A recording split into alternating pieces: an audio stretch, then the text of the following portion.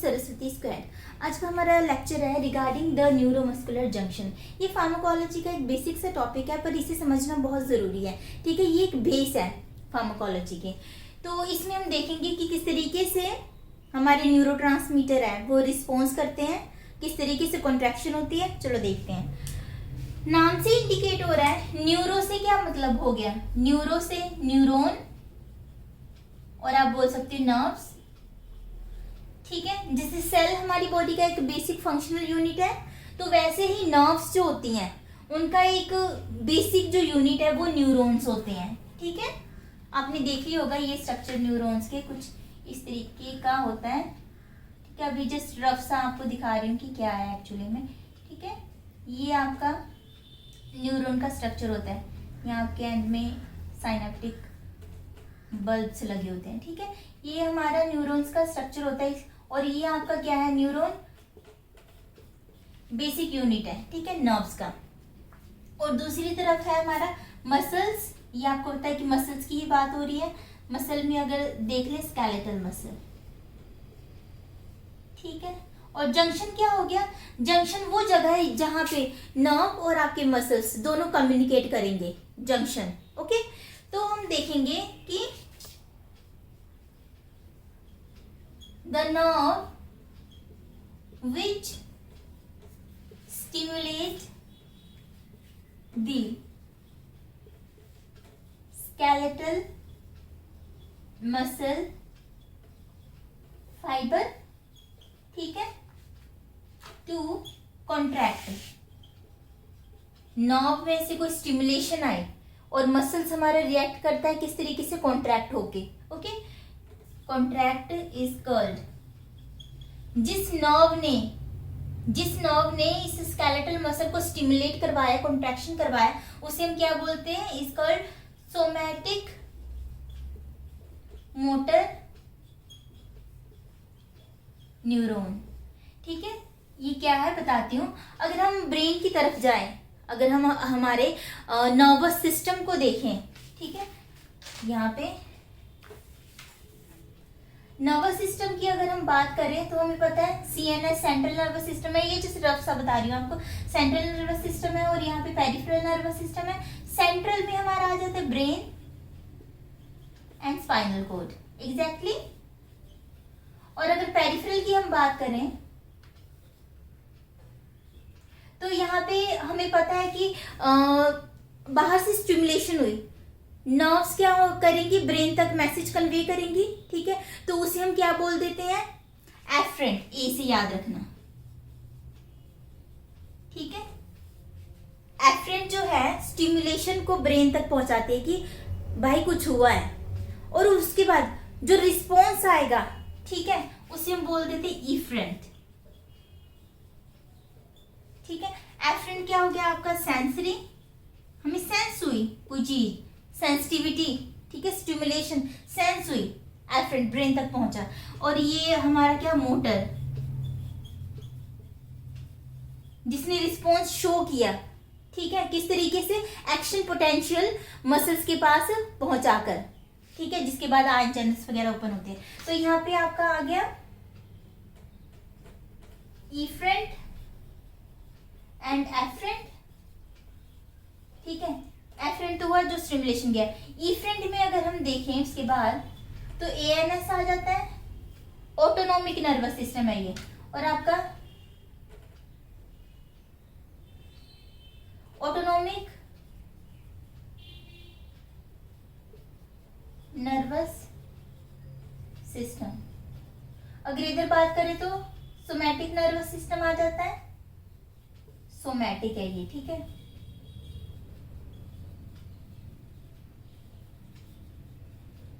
और जो हमारा सोमैटिक नर्वस सिस्टम होता है, ठीक है, ये वॉलेंट्रली एक्शन शो करता है। मतलब आप इजीली उसे, जैसे एग्जांपल आप ले लो स्केलेटल मसल, स्केलेटल मसल्स। ठीक है, स्केलेटल मसल देख लो, वॉलेंटरली एक्शन है, आप अपनी मर्जी से अपने हाथ हिला रहे हो, पैर हिला रहे हो, कोई भी, मतलब स्केलेटन के पास ये जो हमारी बॉडी में स्केलेटन सिस्टम होता है, इसके साथ जो मसल्स लगे हुए हैं उसे हम बोल देंगे स्केलेटल मसल सिस्टम। ठीक है, तो आप ये वॉलंटरली अपनी मर्जी से ये सारी चीजें को मूव करवा सकते हो, मोशन में ला सकते हो। तो ये आ जाता है आपके सोमैटिक के अंडर। तो इसलिए मैं बोल रही हूँ कि सोमैटिक मोटर न्यूरॉन।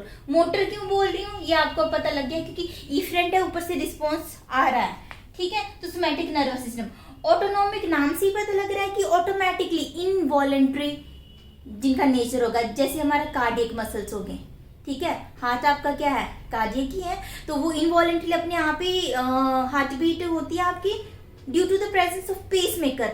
हाँ, कुछ न्यूरोट्रांसमीटर जरूर हमारी बॉडी में प्रेजेंट है जो पेस मेकर की रिदम को स्लो डाउन या अप करती हैं। ठीक है, तो कार्डियक हो गया, आपके स्मूथ मसल्स हो गए, पूरी बॉडी में स्मूथ मसल्स हैं आपके, जो कि ओपन एंड क्लोज होते रहते हैं और काफी सारे फंक्शंस करते हैं, और वो भी हम कंट्रोल नहीं करते।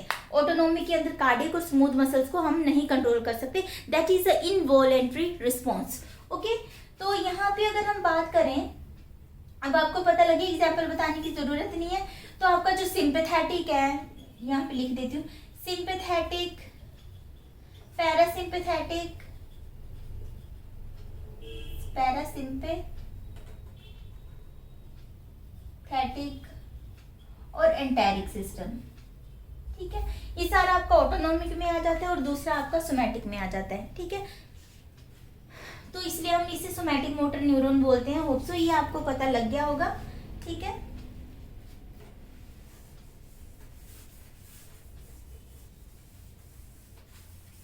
तो हमारा जो मेन टॉपिक था इस टाइम ये था। ठीक है, अब यहाँ पे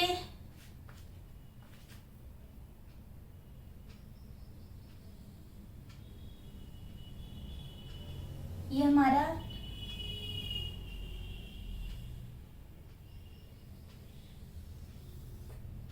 डायग्राम थोड़ा, ठीक है, कुछ इस तरीके से ये आप ले लो। आपका क्या है, जो नर्व जो एक्शन पोटेंशियल लेकर आ रही है, ठीक है, इसे हम बोलेंगे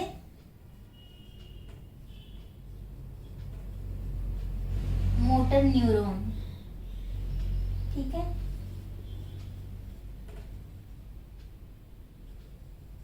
और ये जो है ये मोटर एंड प्लेट है, जो कि क्या है एक्चुअल में ये मसल्स हैं, ये नर्व है।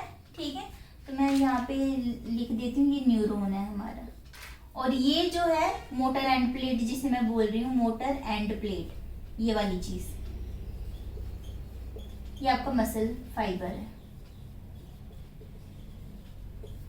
बहुत छोटी छोटी सी चीजें होती हैं, जैसे मैं इस ये जो मसल सेल है इसे मैं मसल फाइबर क्यों बोल रही हूँ, नॉर्मली ये हमारा सेल होता है एग्जैक्टली पर हमारे जो स्केलेटल मसल में जो सेल प्रेजेंट होता है वो इस तरीके से होता है, इलोंगेटेड होता है। ठीक है, और जिसके बीच में एक्टिन मायोसिन वगैरह होते हैं और वो कॉन्ट्रैक्शन रिलैक्सेशन करते हैं। तो इस वजह से, इसकी इस शेप की वजह से हम, ये है सेल ही है, ठीक है, तो हम बोल देते हैं muscle fibre, like thread like elongated है।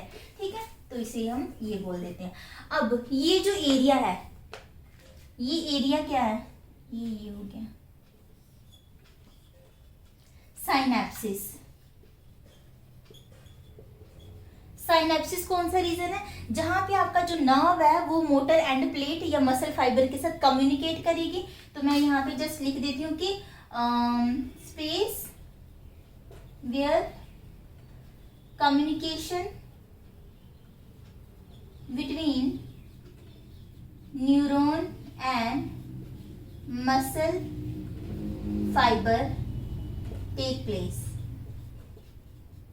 ठीक है, आप लिख सकते हो कि सेंसरी मोटर न्यूरॉन और मोटर एंड प्लेट के बीच में जो कम्युनिकेशन हो रहा है वो साइनेप्सिस। अब ये जो गैप है, ये जो खाली जगह है, इसे हम बोल देते हैं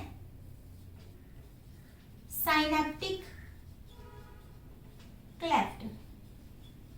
ठीक है, क्या बोलते हैं, साइनेप्टिक क्लेफ्ट। हम थोड़ा डीपली ही इन चीजों को स्टडी कर रहे हैं इस टाइम पे। ठीक है, अब हमें पता है कि हमारे मसल फाइबर में जो कॉन्ट्रैक्शन होती है, तो उसके लिए जो न्यूरोट्रांसमीटर है इस टाइम हम देख रहे हैं एसिटाइल कोलिन। ठीक है, आपको पता है जस्ट एक मसल फाइबर में 30 to 40 मिलियन रिसेप्टर्स प्रेजेंट होते हैं, ठीक है। ऐसा नहीं है कि जस्ट 1 2 3 जस्ट फ्यू ही रिसेप्टर प्रेजेंट है, ऐसा नहीं होता। 30 to 40 मिलियन आपके रिसेप्टर प्रेजेंट होते हैं। और वो किस शेप में होते हैं, मतलब यहाँ पे एक्चुअल डायग्राम अगर आज हम देखें, अब इतने तो बनाना यहाँ पे पॉसिबल नहीं है, तो ये कुछ इस तरीके से होता है, ठीक है, इस तरीके से। ये मसल फाइबर है जहाँ पे रिस्पॉन्स शो होगा। और यहाँ पे दूसरे पेन से बना देती हूँ, यहाँ पे आपके ये रब कर देती हूँ, आपका चैनल बना हुआ है, ठीक है।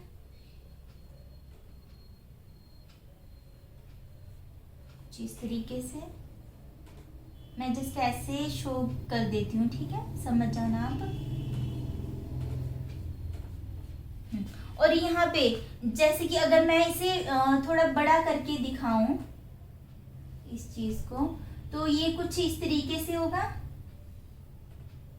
जो आपके चैनल्स होंगे,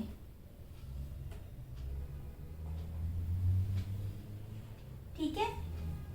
सॉरी डायग्राम थोड़ा ऐसे बन गया है।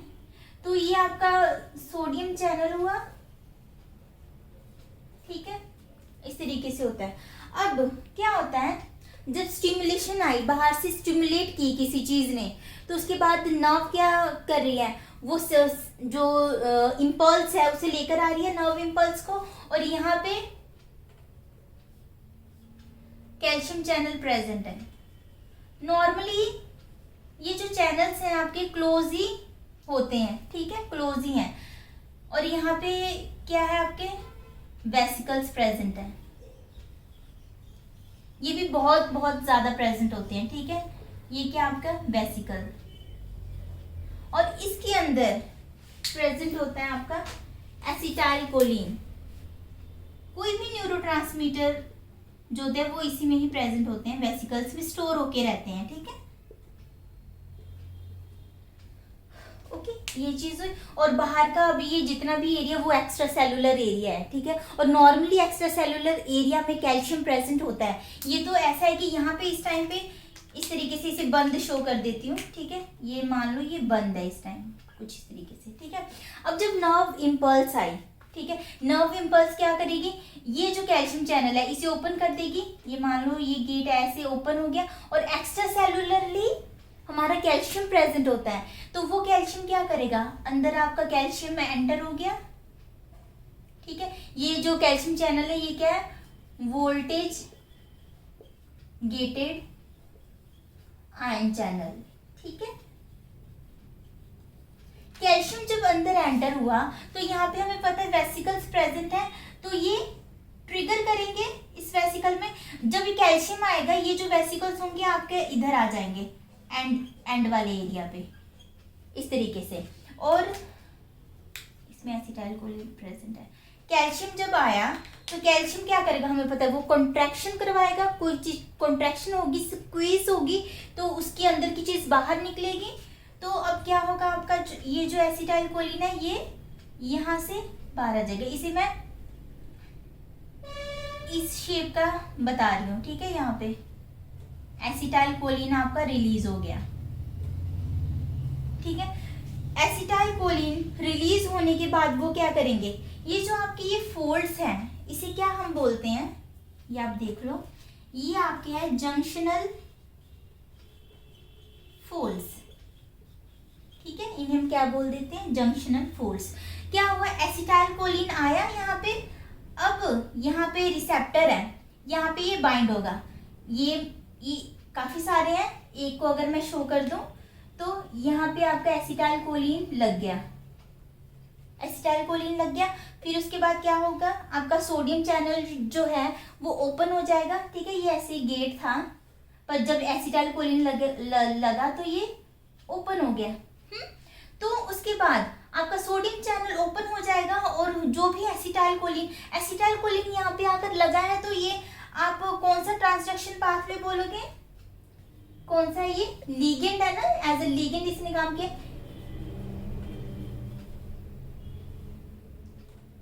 लीगेंड आयन चैनल,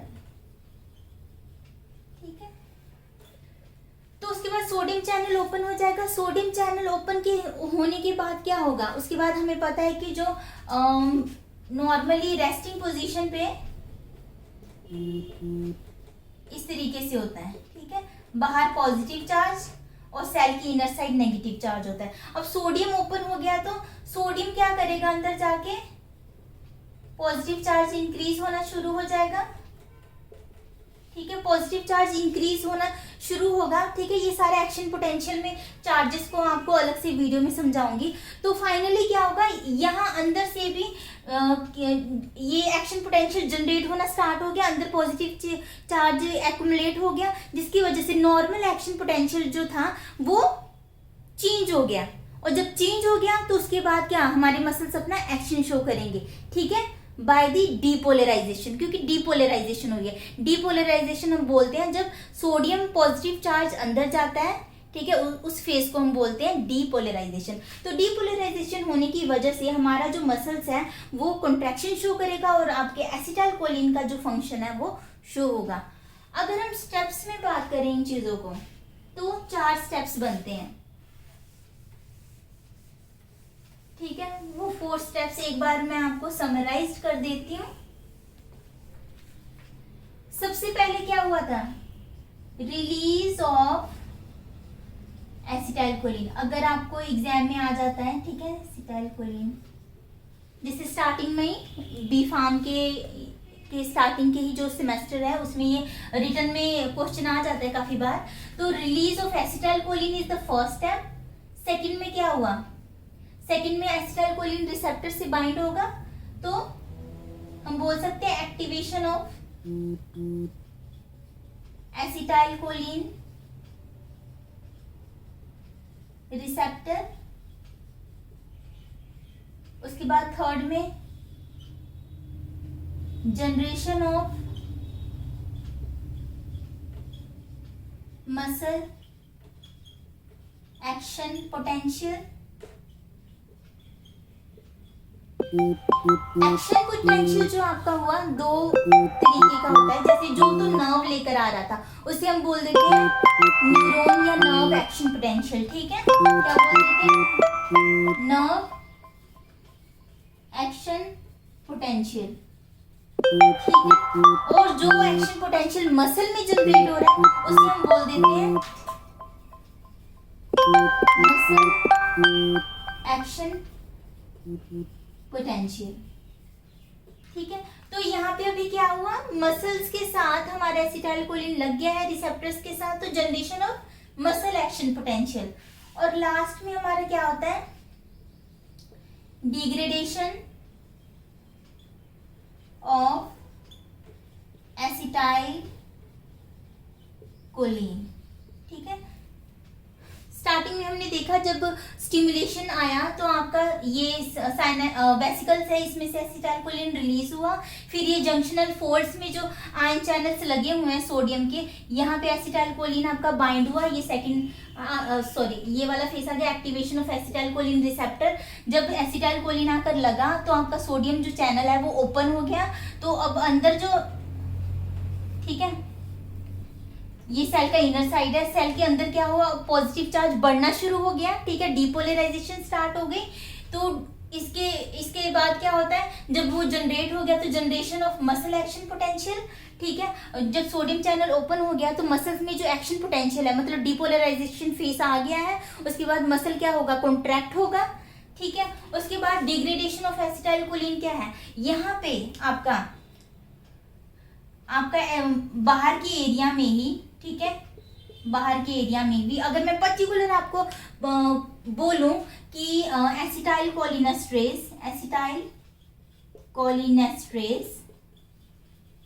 एंजाइम कहाँ पे प्रेजेंट है, ये एसिटाइलकोलिन जो है, कोलिनेस्ट्रेज जो है, ये कोलेजन फाइबर पे प्रेजेंट होता है, कोलेजन फाइबर पे, ठीक है, कोलेजन फाइबर पे। यहाँ पे बाहर की साइड काफी सारे आपके कनेक्टिव टिश्यूज अटैच होते हैं, ठीक है, एक मसल से।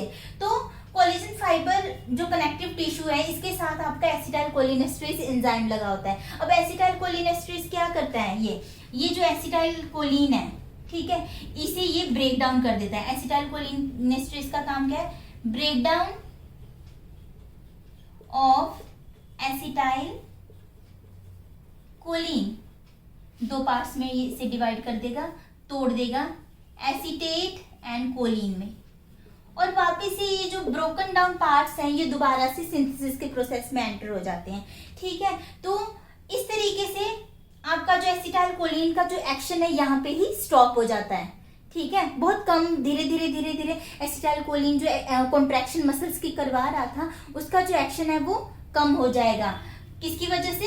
एसिटाइल कोलिनेस्टरेज, क्योंकि यहाँ पे एसिटाइल कोलिन जो प्रेजेंट है उसकी ब्रेक डाउन करता जाता है। ठीक है, तो ये आपका पूरा साइकिल था जिसमें न्यूरोमस्कुलर जंक्शन में एक न्यूरोट्रांसमीटर आपका जो कि एसिटाइल कोलिन था किस तरीके से वर्क करता है और किस तरीके से आपके आयन चैनल प्रेजेंट होते हैं। ठीक है, होप सो आपको ये टॉपिक समझ आया होगा। अगर आपको कोई भी कंफ्यूजन होगी तो कमेंट बॉक्स में ज़रूर बताना। ठीक है, मैं आपकी सारी कंफ्यूजन क्लियर करूंगी, क्योंकि हर टॉपिक में बहुत सारी वास्ट चीज़ें होती हैं और एक छोटी सी लेक्चर में वो सारा कवर करना थोड़ा सा टफ हो जाता है। अगर आपको कोई चीज़ समझ ना आई हो तो ज़रूर पूछना कमेंट बॉक्स में। Thank you.